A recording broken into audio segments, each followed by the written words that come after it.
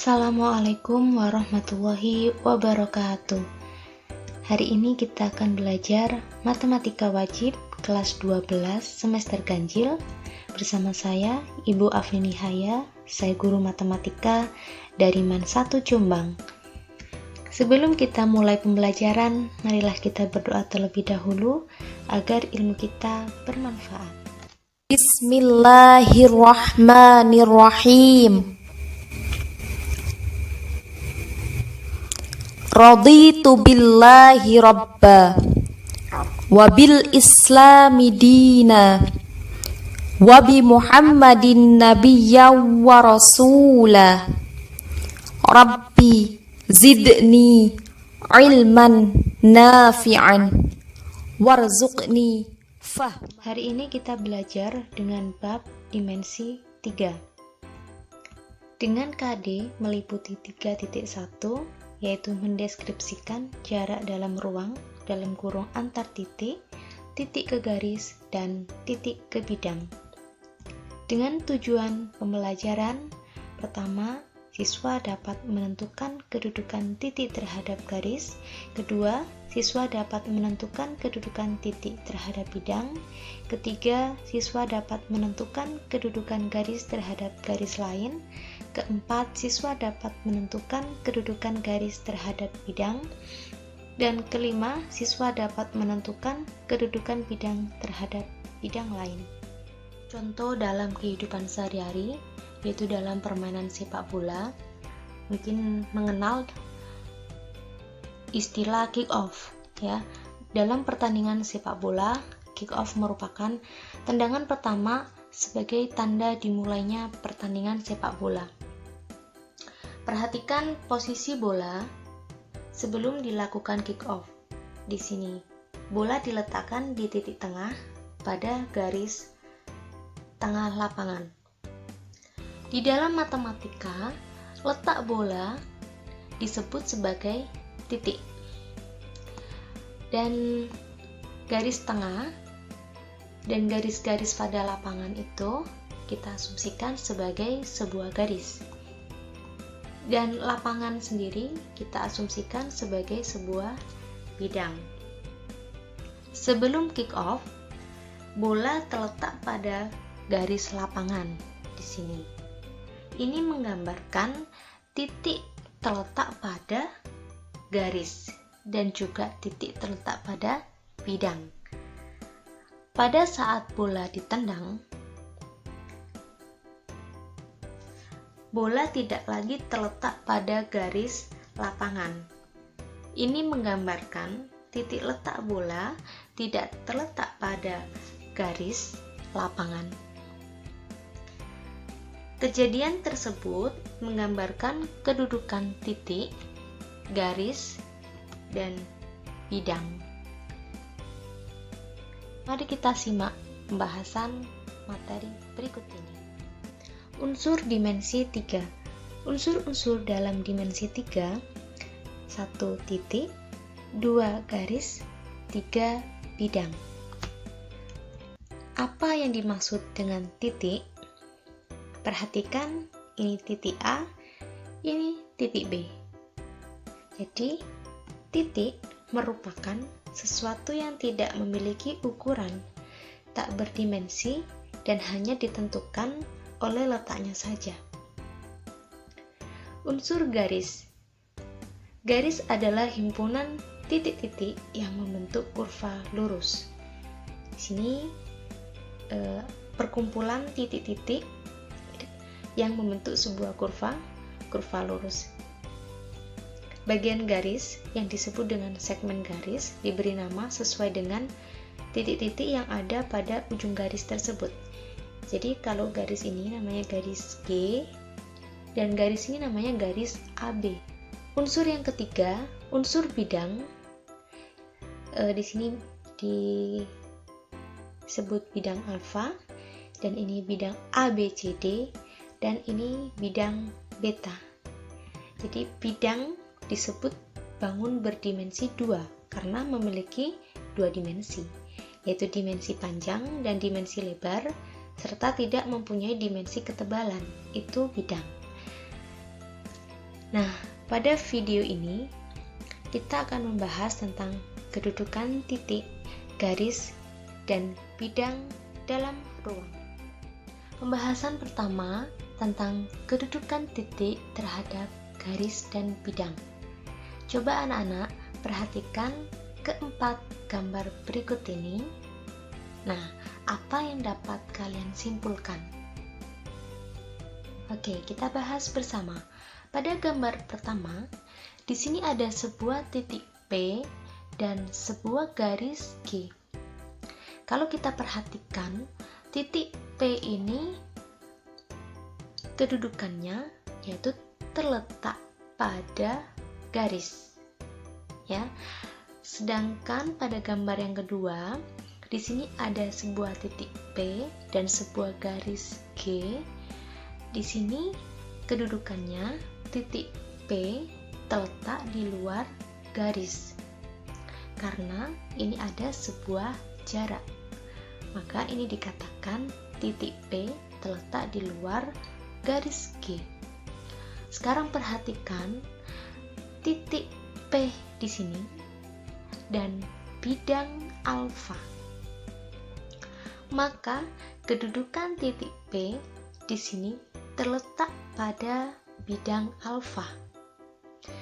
Berbeda dengan gambar yang keempat, di sini ada sebuah titik P dan sebuah bidang alfa. Di sini diberikan sebuah jarak. Nah, maka kedudukan titik P di sini yaitu terletak di luar bidang alfa. Selanjutnya yaitu kedudukan garis terhadap garis lain.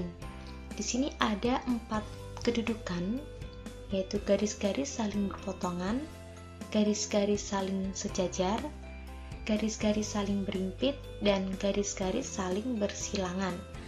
Perhatikan pada gambar pertama, yaitu garis-garis saling berpotongan. Di sini garis A dan garis B ini dikatakan saling berpotongan. Kenapa? Karena garis A dan garis B terletak pada bidang alfa, ya. Di sini terletak pada satu bidang dan kedua garis ini mempunyai satu titik persekutuan, yaitu titik P di sini. Ini namanya garis saling berpotongan. Perhatikan gambar yang kedua. Di sini garis-garis saling sejajar. Berbeda dengan gambar pertama. Nah, garis-garis saling sejajar. Jadi di sini ada garis A dan garis B dikatakan saling sejajar karena kedua garis ini tidak mempunyai titik persekutuan. Jadi seandainya garis A ini saya perpanjang dan garis B juga saya perpanjang, maka perpanjangan itu tidak akan menemukan sebuah titik persekutuan. Nah, dapat kita simpulkan bahwa garis A dan garis B ini saling sejajar. Perhatikan gambar yang ketiga, garis-garis saling berimpit. Di sini perhatikan garis A dan garis B berimpit menjadi sebuah garis. Jadi di sini sebenarnya ada dua garis, yaitu garis A dan garis B. Karena dia berimpit, maka garis A dan garis B di sini terlihat seperti satu garis.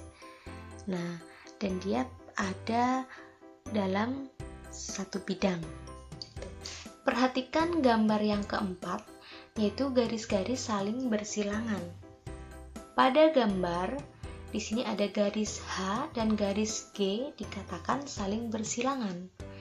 Karena garis H di sini terletak pada bidang, sedangkan garis G di sini dia menembus bidang, itu di titik T-nya di sini. Nah, maka kedua garis pada bidang yang berlainan dan kedua garis tidak mempunyai titik persekutuan. Jadi kedua garis ini kalau misal saya perpanjang gitu ya, maka dia tidak akan menemukan sebuah titik persekutuan gitu. Jadi ini dikatakan garis bersilangan. Kedudukan garis terhadap bidang. Pertama, garis terletak pada bidang. Perhatikan gambar berikut. Di sini ada garis A dan sebuah bidang alfa. Maka garis A dikatakan terletak pada bidang alfa apabila semua titik pada garis A terletak pada bidang alfa. Selanjutnya, garis memotong bidang. Perhatikan gambar berikut. Jadi, suatu garis beririsan dengan bidang dan garis itu tidak terletak pada bidang, maka bisa dipastikan bahwa garis tersebut memotong bidang.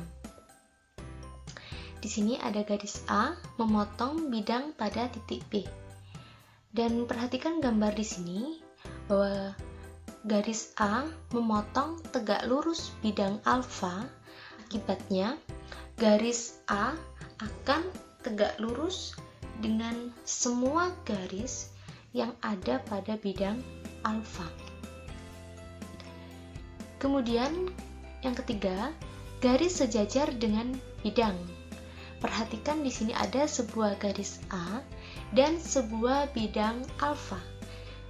Suatu garis dikatakan sejajar dengan bidang jika pada bidang tersebut dapat dibuat suatu garis yang sejajar dengan garis tersebut.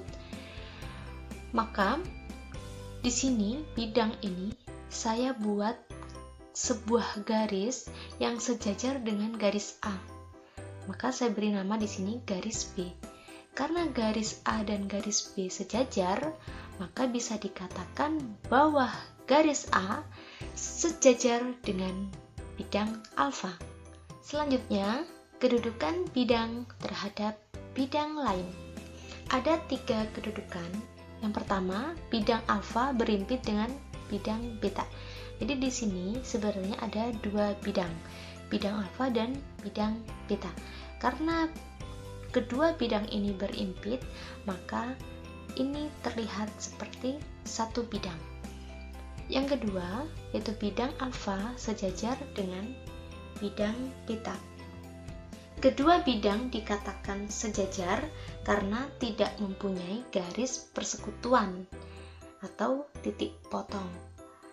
Nah, untuk yang gambar ketiga, di sini bidang alfa dan bidang beta dikatakan berpotongan karena di sini mempunyai satu garis persekutuan, yaitu garis ini. Nah, maka dikatakan bahwa bidang alfa dan beta itu saling berpotongan karena dia membentuk sebuah garis potong. Selanjutnya ke contoh soal. Perhatikan kubus berikut. Garis BD bersilang dengan garis. Kita bahas untuk yang opsi A, garis BD dan garis FH. Kita buat gambarnya, yaitu garis BD dan garis FH di sini. Nah, kalau melihat gambarnya ini, maka garis BD dan garis FH yaitu saling sejajar. Kita ke opsi yang B, garis BD dan garis BF. BD di sini, BF-nya di sini. Maka kedua garis ini bisa dikatakan saling berpotongan di titik B. Opsi yang C, garis BD dengan garis AC. BD dan AC. Nah, ini dikatakan dua garis saling berpotongan di sini. Kemudian opsi yang D, garis BD dan garis EG, garis BD dan garis EG. Karena kedua garis ini jika diperpanjang tidak akan membentuk satu titik persekutuan, maka dikatakan dua garis ini saling bersilangan. Dan yang terakhir opsi E, garis BD dan garis HB. Jadi BD di sini dan HB-nya di sini, maka dari gambar ini bisa kita lihat bahwa dua garis ini saling berpotongan di titik B. Maka berdasarkan penjelasan kelima gambar ini, maka gambar BD akan bersilangan dengan garis EG, yaitu opsi yang D. Demikian materi yang bisa saya sampaikan, semoga bermanfaat dan mudah dipahami. Sebelum kita akhiri, marilah kita berdoa terlebih dahulu. Allahumma inni istaudi'uka ma 'allamtanihi fardudahu ilayya 'inda hajati wa la tansanihi ya rabbal alamin. Terima kasih atas perhatiannya. Saya akhiri. Assalamualaikum warahmatullahi wabarakatuh.